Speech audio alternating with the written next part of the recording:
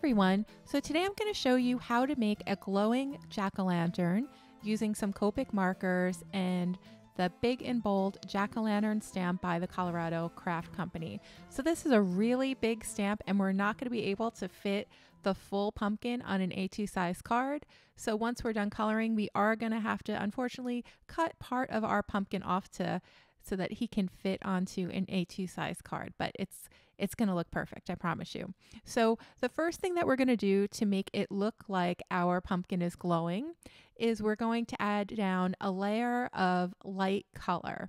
So for me, the way that I figured out how to make it look like the pumpkin was glowing was I added 4 different layers of color. So this first layer is just a light color base, and then we're going to brighten up the color with some bright and bold oranges and yellows, and then we're going to add a layer of grays and blacks to add a shadow base.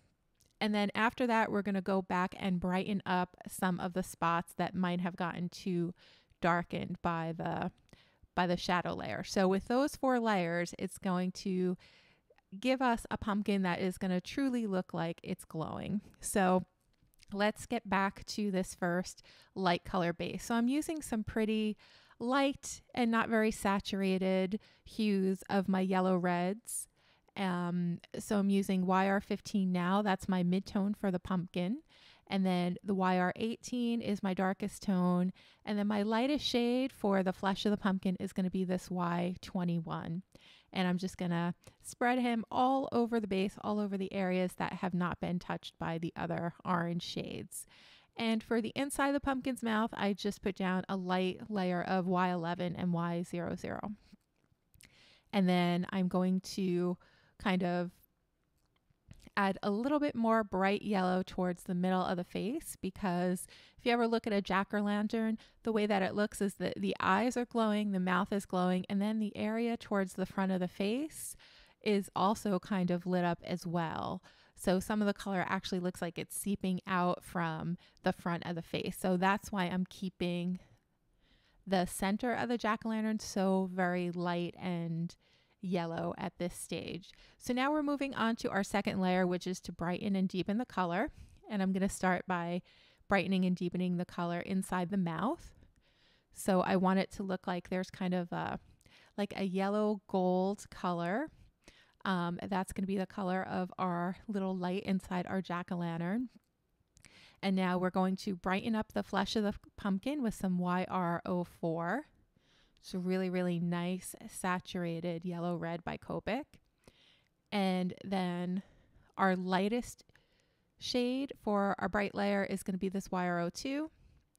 And then I'm just going to add some YR04 like in the shadowy areas, like above the mouth, underneath the eyes, and then some Y38 right underneath that, just to help it blend into that yellow center, and to also leave some little streaks of yellow on the sides of the pumpkin too, just to help with the overall glow effect later.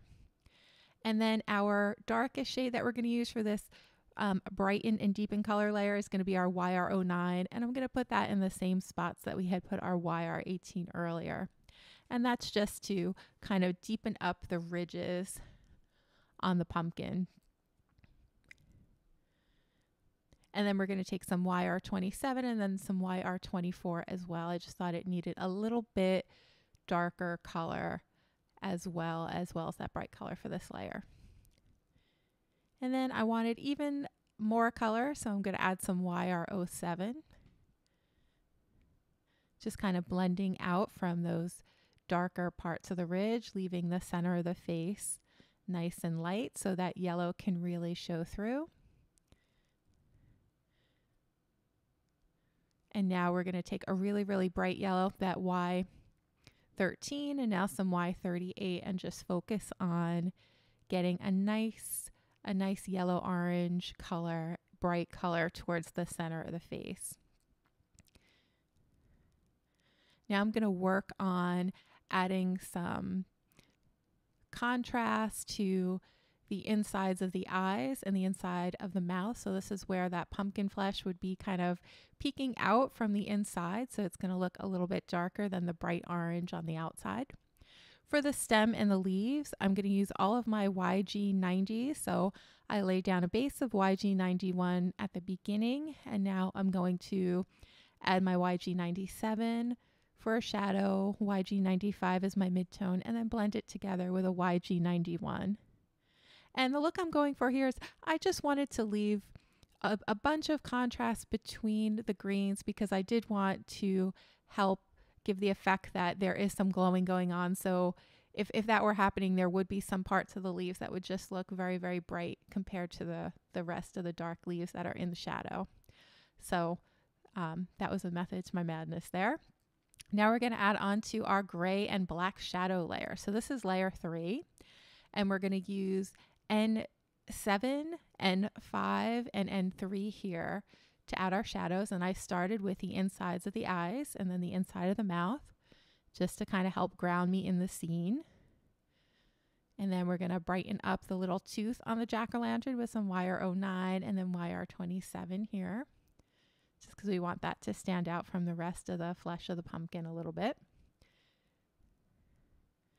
Now I'm going to start adding just my general shading here. So in N7, this is going to be the second darkest color that we're going to use on the pumpkin.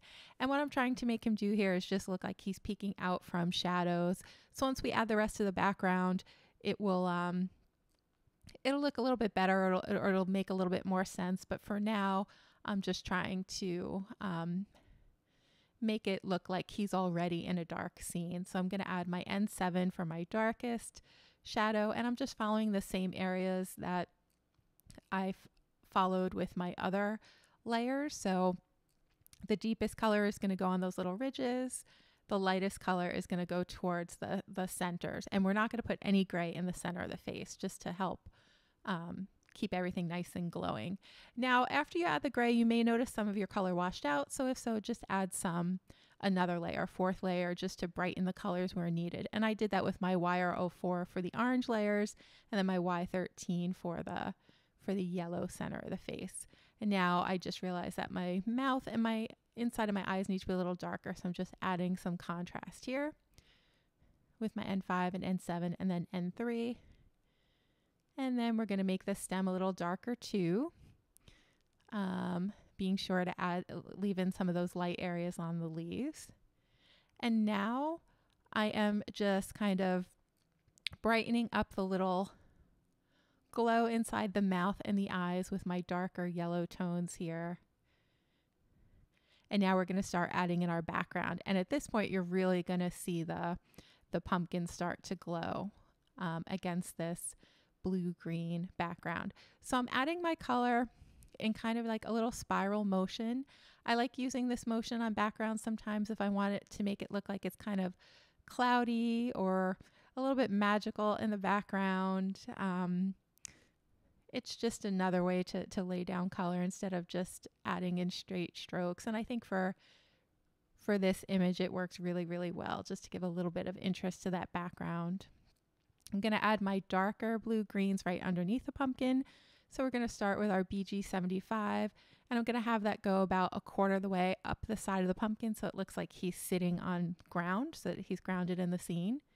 And then we'll add our darkest shadow with the BG78 right underneath the pumpkin. And just kind of blend that all together with our BG75 and then our BG72 with that little spiral motion. And that's all of our coloring. And now we have to decide where we're going to cut the panel. So I got one of my die cuts, one of my rectangle die cuts. I think this one is 4 1/8 by 5 3 by 5 and whatever an eighth less than 5.5 is. I'm not that great with fractions. So it's just going to leave about 1/4 inch border for an A2 size card. And I thought that was a good spot to cut it like we left the eye in, but then I also wanted a little blue space on the right side so we could add our sentiment. And the sentiment we're going to add is wishing you a happy fall. And the sentiment is also included in that big and bold jack-o'-lantern stamp set. There's also some other sentiments as well, like happy Halloween, pumpkin spice and everything nice, pumpkin kisses, and harvest wishes. Those are some other options as well. And I'm just stamping this with black VersaFine ink, which is a nice black and crisp ink that I like for sentiments. And then I just have this little dotted pattern paper. So I'm just gonna attach our little pumpkin to that. So there's a nice little border around him. I love black and white borders for Halloween cards, whether they're stripes or they're little circles like this. And now we're going to add some highlights with a white gel pen. And the only thing I'm doing here, I'm just going to add some little dots along the edges of the leaves. And then also I'm going to follow those little black markings on the pumpkin that were part of the stamped image. And I'm just going to add some little white dots around them as well. And this is just helping to give the scene a little bit of a magical feel. I love adding white dots to add magic to scenes. And here I think that it works particularly well by focusing on the vines around the pumpkin and then those little speckles on the pumpkin's face. So here is our card, our little glowing jack-o'-lantern. I hope that you enjoyed this video. I hope that you learned a lot, and I really hope you give this card a try. This is another card that I made with the Colorado Craft Company stamps. This one is a big and bold haunted house stamp, and I just gave him a little lightning storm in the back of that haunted house scene. So I'd love to hear from you in the comments if you like these cards, if you're thinking of making them yourself.